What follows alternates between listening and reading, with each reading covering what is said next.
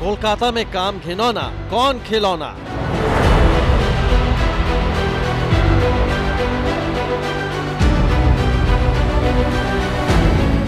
कोलकाता कांड की अनसुलझी गुत्थी।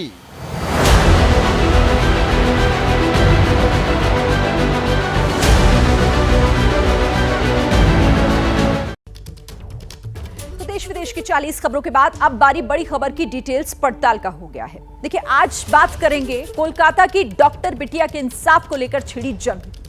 देश भर में डॉक्टर्स का प्रदर्शन जारी है, तो साथ ही दरिंदगी के हर पहलू को सुलझाने के लिए सीबीआई का एक्शन भी तेज है और इस एक्शन पर सियासी रिएक्शन भी आने लगे हैं। कोलकाता में महिला सुरक्षा के मुद्दे पर सियासत इस वक्त अपने चरम पर है। कोलकाता की निर्भया केस से जुड़ा हुआ हर अपडेट आपको इस बुलेटिन में मैं बताऊंगी। मेरे साथ हर जानकारी के साथ दो सहयोगी भी जुड़े हुए हैं। हमारे साथ अंकित गुप्ता दिल्ली से लाइव हैं, मनोज्ञा लोईवाल हमारे साथ कोलकाता से लाइव जुड़ी हुई हैं। तमाम अपडेट उनसे हम जानेंगे। बातचीत की शुरुआत मैं आप दोनों के साथ करूं, लेकिन उससे पहले इस वक्त की बड़ी अपडेट, बड़ी खबर अपने दर्शकों को दे देते हैं। और देखिए, बड़ी खबर इस वक्त है कोलकाता कांड पर टीएमसी के नेता के बेतुके बोल। टीएमसी नेता मदन मित्रा का शर्मनाक बयान सामने आया है। सबूत मिटाए जाने के आरोपों पर उन्होंने ये बेतुका बयान दिया। मदन मित्रा कोलकाता कांड पर क्या उन्होंने बोला है, सुन ले।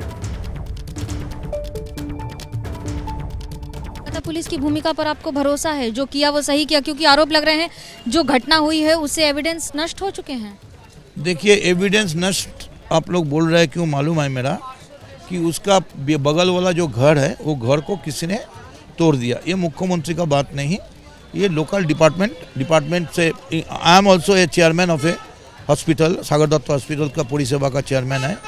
ये परिसेवा कमेटी और हॉस्पिटल अथॉरिटी डिसीजन लेते हैं ये क्या तोड़ना है, कहाँ पानी देना है, कहाँ आरसी देना है, कहाँ हत्या होती है तभी आपको रिपेयरिंग का काम याद आता है। लेकिन आप क्या बोलना चाहते हैं, जो वो लोग बगल वाला घर में बहुत बड़ा कंडम की एक अखड़ा था और वो लोग भीतर में जाके सब एक एक कंडम लेके आता था, तो क्या है?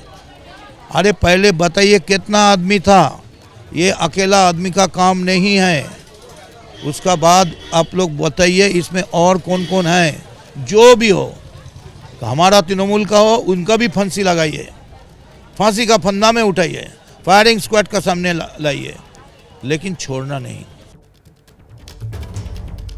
तो मदन मित्रा का ये बेतुका बयान आपने सुन लिया। सीधे इस पर मनोज्ञा से ही बात करते हैं। मनोज्ञा, इस मामले को लेकर पहले ही टीएमसी पर कई सवाल खड़े हो रहे हैं। संवेदनशीलता की जगह संवेदनहीनता हमने देखी।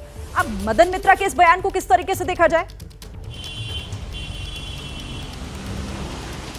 देखिए, इसके दो साइड हैं। पहला पहलू ये है कि तृणमूल कांग्रेस पूरी तरह से डिफेंस में भी उतर गई है। हालांकि ये सबको पता है कि जो आंदोलन है वो जमीनी स्तर पर सवाल उठ रहे हैं और जो प्रोटेस्ट हो रहे हैं उसमें आम आदमी शामिल है। राजनीति से परे हर व्यक्ति जो भी इसको देख रहा है, समझ रहा है, जान रहा है, इस मामले पर कर रहा है। लेकिन तृणमूल कांग्रेस में भी तो दो फाट हो गए हैं और एक पक्ष है जो डॉक्टर सुखेंदु शेखर रॉय, जिन्हें कोलकाता पुलिस की तरफ से नोटिस भी गया इस आरोप में कि उन्होंने कुछ गलत खबरें फैलाई हैं या फिर उन्होंने फैक्चुअली चीज़ों को नहीं रखा है। तो वहीं दूसरी ओर दूसरा धरा है तृणमूल कांग्रेस का, जो ये कह रहा है कि पुलिस तो अपना काम कर रही है, फिर चाहे तृणमूल कांग्रेस के सांसद को बुलाए या कार्यकर्ता को बुलाए और अगर किसी को भी अरेस्ट कर ले। पर वो कहने का लहजा जो होता है उस पर भी सवाल खड़े हो जाते हैं, क्योंकि अगर आप यहाँ पर संवेदनशील बातों के बारे में कह रहे हैं तो बहुत सारी ऐसी शब्दावली है जिसका उपयोग और प्रयोग पूरी तरह से निषेध होता है। और साथ ही साथ जिस तरह से ये सवाल खड़े हो रहे हैं, जहाँ एक और सीबीआई की भूमिका के खिलाफ कि 19 तारीख तक उन्हें सबको अरेस्ट कर लेना चाहिए था, 72 घंटे हो गए हैं, सीबीआई क्या कर रही है? पर सीबीआई अपना काम एक ऐसी एजेंसी के तौर पर करती है जिस पर कभी भी सवालिया निशान नहीं खड़े होते,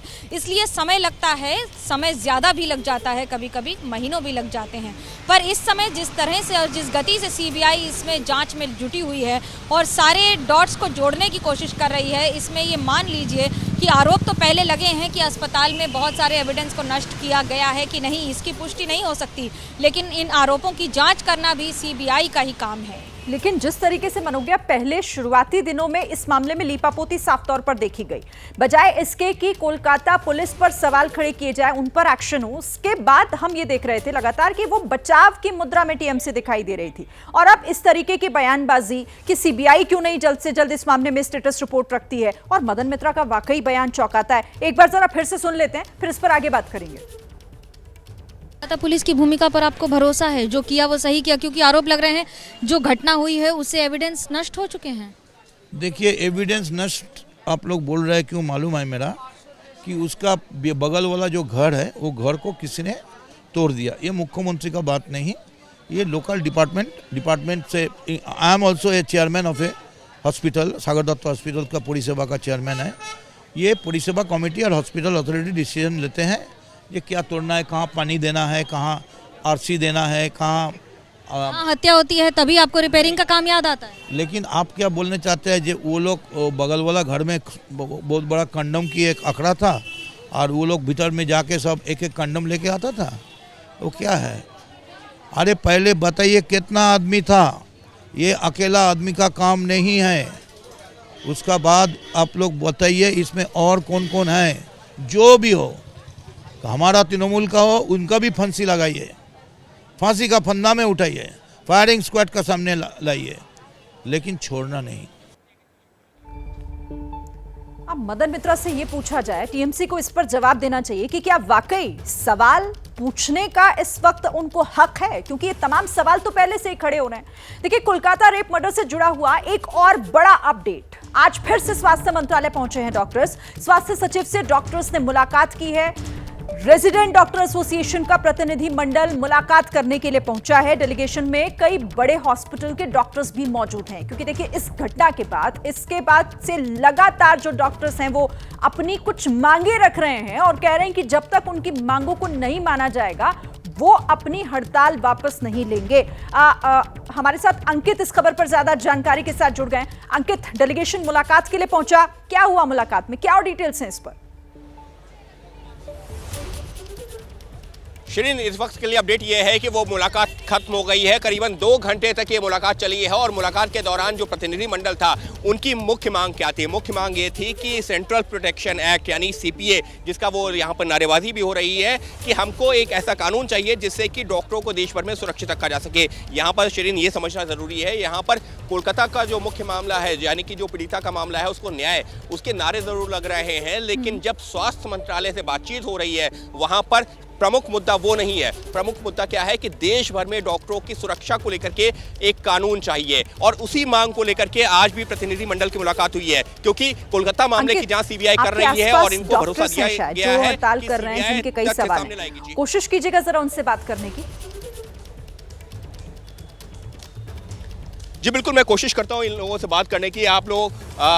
आप लोग यहाँ पर जो पहुंचे हुए थे, ये बताइए मुख्य मुद्दा क्या आप लोगों का? सीपीए यानी central protection act? Yes, CPA हमारा सबसे बड़ा मुद्दा है। अभी तो जो है, लेकिन मुख्य लड़ाई तो ये चल रही है ना कोलकाता में, जो मृत का। अभी हमें जस्टिस चाहिए उसके लिए, फिर हमें central protection act for doctors चाहिए, ताकि ये सारी चीज़ें फ्यूचर में फिर से रिपीट ना हो और ताकि हम फिर से ना बैठे यहाँ पे और ये पूरी जो सर्विसेज है हॉस्पिटल की ये फिर से बंद ना हो। अभी आज की तारीख में सबसे बड़ा मुद्दा क्या है आप लोगों के लिए? सबसे बड़ा मुद्दा क्या है?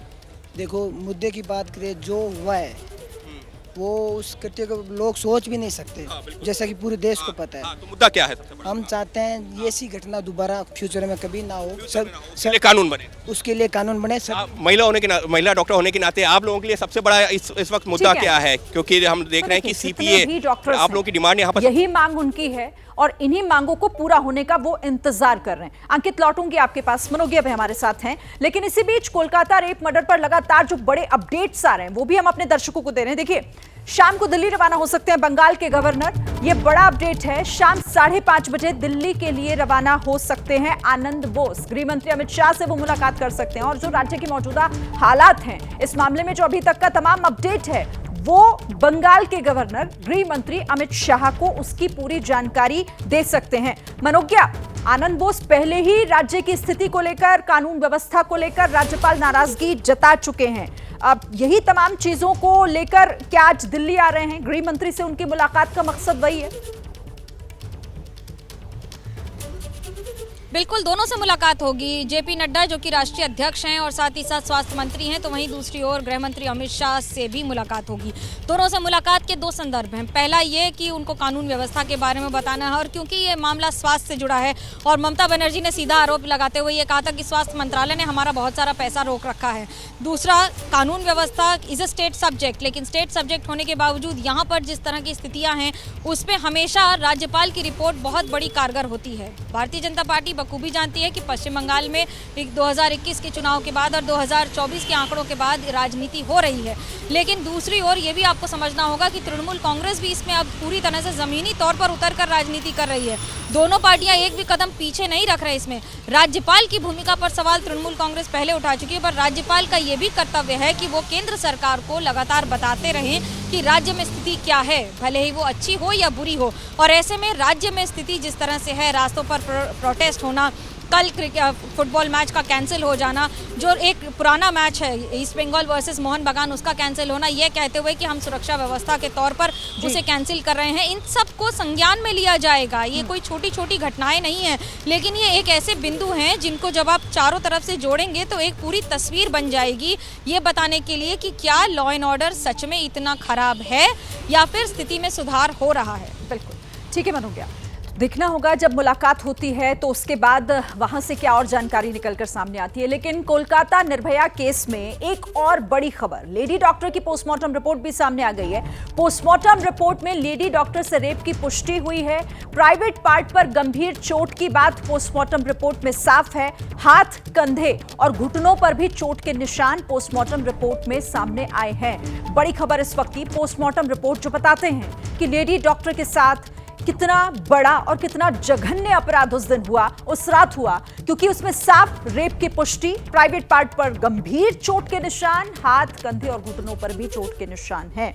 तो पोस्टमार्टम रिपोर्ट सामने आ गई है। आपको अब मैं बताती हूं विस्तार से इस बड़ी एलईडी के जरिए, इस स्क्रीन के जरिए कि आखिर पोस्टमार्टम रिपोर्ट में क्या कुछ निकलकर सामने आया है। ये देखिए, बाएं हाथ कंधे पर खरोंच के निशान पोस्टमार्टम रिपोर्ट में साफ देखने को मिले हैं। घुटने के पीछे और टखने पर भी खरोंच के निशान हैं। डॉक्टर बिटिया के प्राइवेट पार्ट के पास भी गंभीर चोटें मिली हैं और इसी के साथ लेडी डॉक्टर के साथ रेप की पुष्टि हो चुकी है। ये बड़ी बात, प्राइवेट पार्ट से खून बह रहा था और इसी के साथ ये तमाम बातें जो हैं वो इस पोस्टमार्टम रिपोर्ट में सामने आई हैं। आंखों में खून के थक्के जमे हुए थे, कांच घुसा हुआ था, खून के थक्के जमे हुए थे, दोनों आंखों की पुतलियां फैली थी, ये भी पोस्टमार्टम रिपोर्ट में साफ है। उंगलियां नाखून के नीचे नील पड़ा हुआ था। शव का निचला हिस्सा निर्वस्त्र था, कोई कपड़ा उसके ऊपर नहीं था।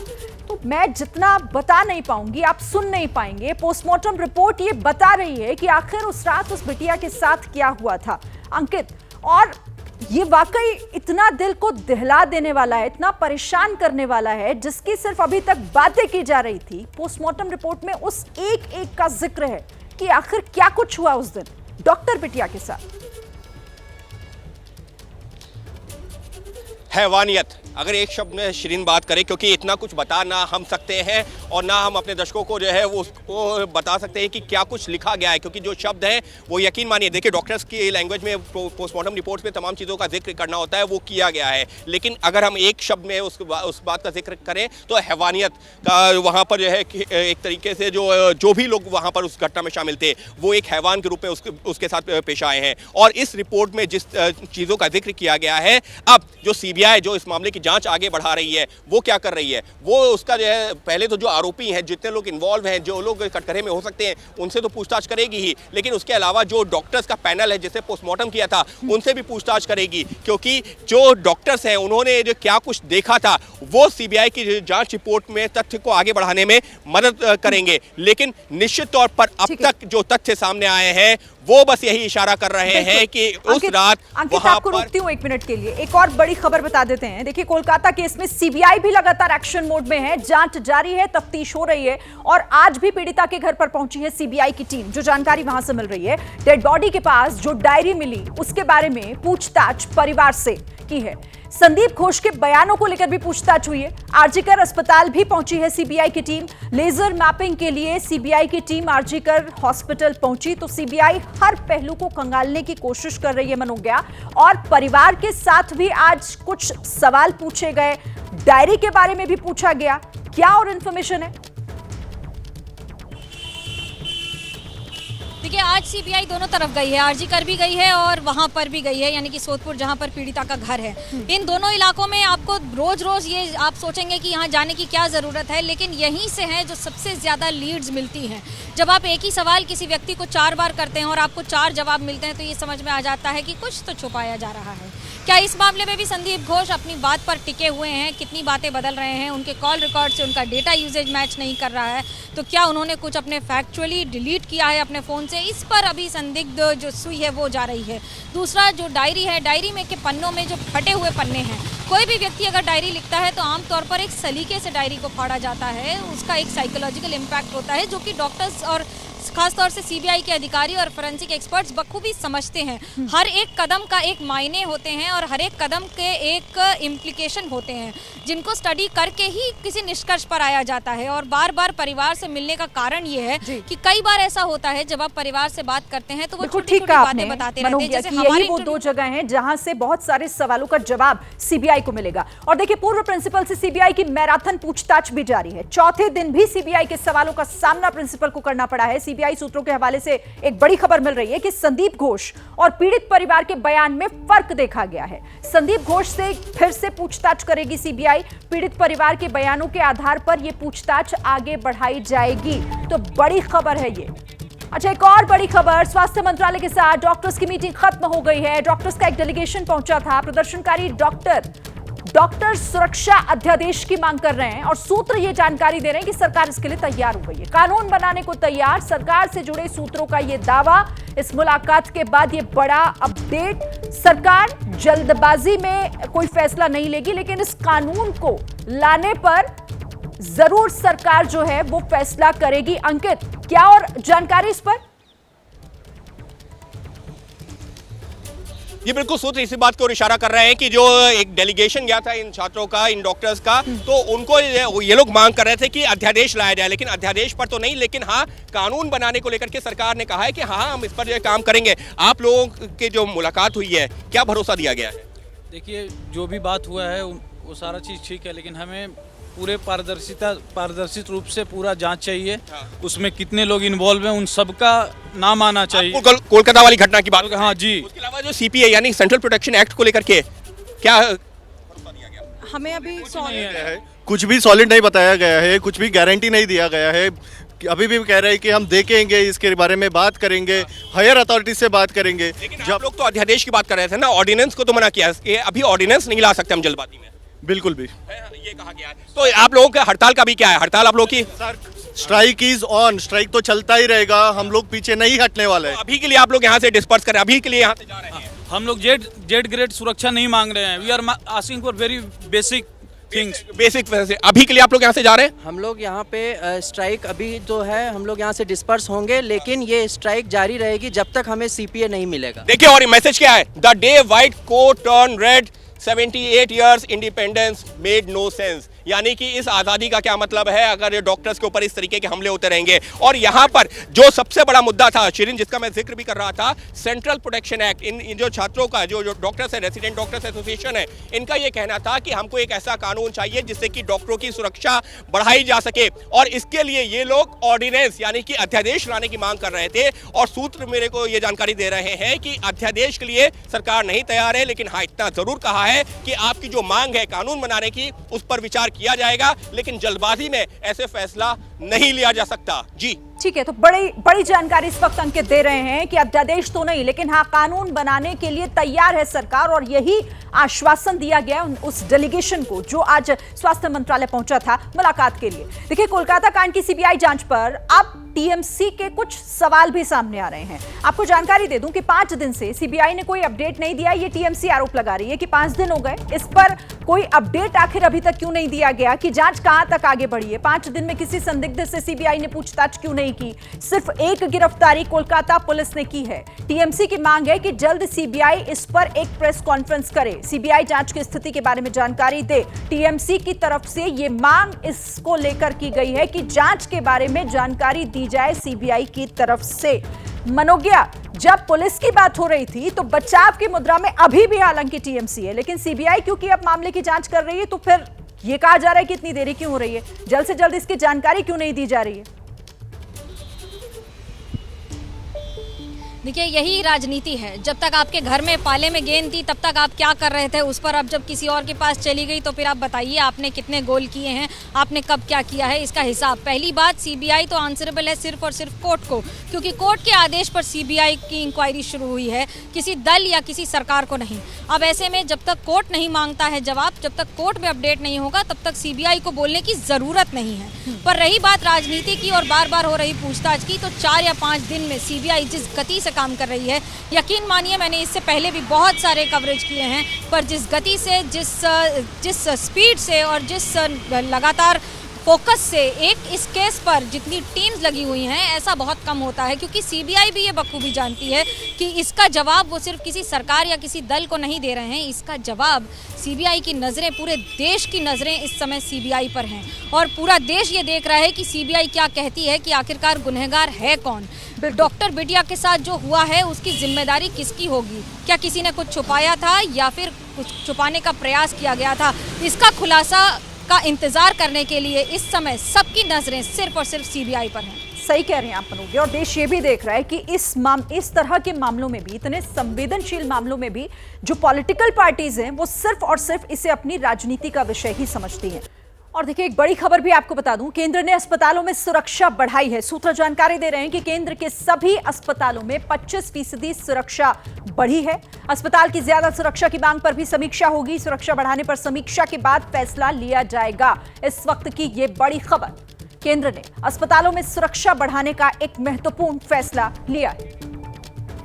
और इस बीच एक बड़ी खबर आ रही है कोलकाता रेप कांड से जुड़ी हुई, जिसमें आरोपी संजय राय का पॉलीग्राफिक टेस्ट कराया जाएगा। सीबीआई पॉलीग्राफिक टेस्ट कराएगी आरोपी का। इस वक्त की ये बड़ी खबर है, बड़ा अपडेट। सीबीआई लगातार इस मामले में जांच को आगे बढ़ा रही है और अब पॉलीग्राफिक टेस्ट की जो मांग सीबीआई की तरफ से की गई है, आरोपी संजय रॉय की पॉलीग्राफी टेस्ट की मांग की गई है। सियालदह कोर्ट में सीबीआई ने इसे लेकर अर्जी दाखिल की है। मनोज वर्मा हमें इस खबर पर और ज्यादा जानकारी देंगे। मनोज जी बिल्कुल, देखिए आपको बताना चाहेंगे कि आज दोपहर में ही सीबीआई ने सियालदह कोर्ट में मजिस्ट्रेट के सामने एक याचिका लगाई और उस याचिका में सीबीआई ने ये कहा है कि जो आरोपी संजय राय है उसका पॉलीग्राफिक टेस्ट जो है वो सीबीआई करवाना चाहती है।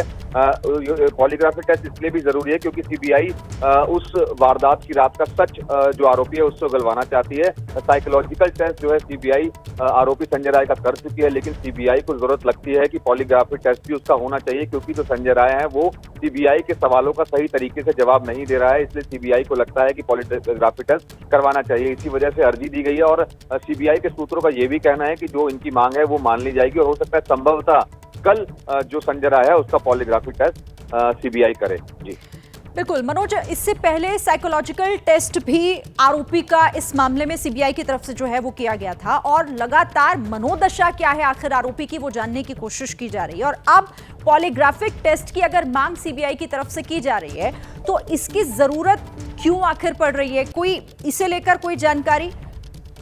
जी बिल्कुल, देखिए आपको बताना चाहूंगा कि इसकी जरूरत इसलिए पड़ रही है कि जिस तरीके से संजय रॉय सीबीआई के सवालों का जवाब दे रहा है उसमें कहीं ना कहीं सीबीआई को लगता है कि बहुत ज्यादा विरोधाभास है, वो हर सवाल का सही तरीके से जवाब नहीं दे रहा है। इसी वजह से सीबीआई को लगता है कि संजय राय का पॉलीग्राफिक टेस्ट करवाना चाहिए और इसी वजह से सीबीआई ने कोर्ट के अंदर अर्जी दी है। और सीबीआई के सूत्रों का साफ तौर पर यह कहना है कि वो अर्जी जो दी गई है कोर्ट में उसको मान भी लिया जाएगा और संभवतः कल इसका जो संजय राय आरोपी है उसका पॉलीग्राफिक टेस्ट किया जाएगा, क्योंकि जो साइकोलॉजिकल टेस्ट सीबीआई ने अब तक किया है संजय रॉय का उसमें जितने भी बयान संजय रॉय ने दिए हैं उससे सीबीआई को यही समझ में आया है कि वो सवालों के जवाब सही तरीके से नहीं दे रहा है, इसलिए उसका पॉलीग्राफिक टेस्ट करवाना जरूरी है। ठीक है, नजर रखिएगा मनोज। फिलहाल शुक्रिया इस तमाम जानकारी के लिए।